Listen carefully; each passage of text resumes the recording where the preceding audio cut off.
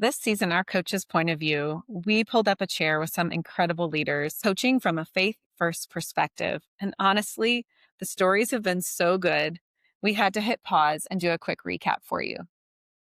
Picture this: middle school coaches in a Title I school all rowing in the same direction for kids who need consistency, love, and structure as much as they need plays and drills. I And really love so that great episode. to meet those coaches. They do such an incredible job, and it was awesome. Then we jumped into a small town softball field where Coach Lauren turns a dusty diamond into a family legacy. Wins? For sure.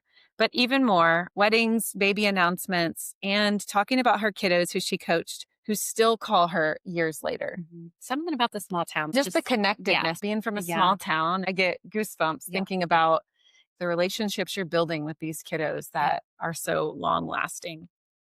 We met an Army sergeant turned head basketball coach who brings God sized goals, grit, and gratitude into every practice. And I love the conversation with her about resilience because it's a word that gets thrown around all the time. And I love it how in our conversation, it was really like tearing apart where resilience actually comes from. And just It's Brooke's story. I mean, her story is phenomenal. gosh, So yes. if you hadn't had a chance to listen, I just love the challenge she left us with at the end of was that great. episode. It was awesome.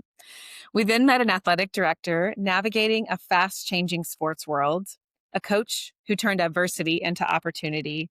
And then we had some real talk on select sports, burnout, what happens when parents' dreams get louder than their kids' voices. Yeah. I mean, I we had feel some it, good because we conversations. talked about that with Junior, but then we also touched on that with Chris about his experience with his daughter and how that worked out. Through it all, there were three really big themes.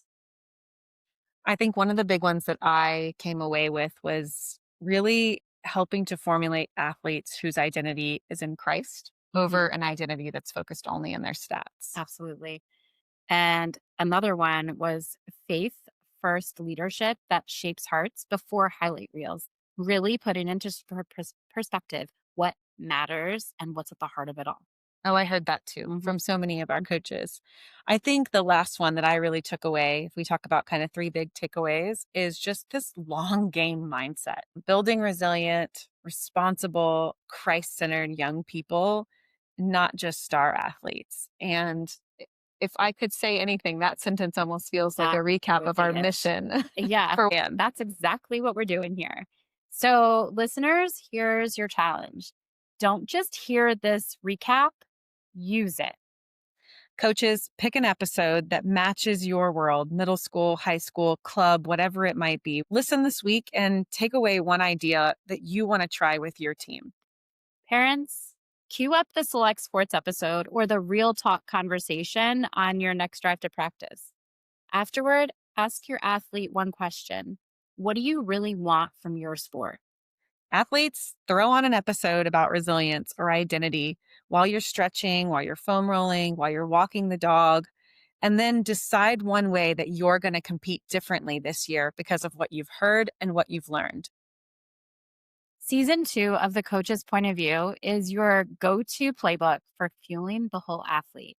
We hope that you'll enjoy it as much as we did recording it. So scroll back, hit play on a past episode, binge a few, let God reshape how you coach, how you parent, and how you compete. This is Focus, Faith, and Fueling, the Winning Edge podcast. We'll see you next time.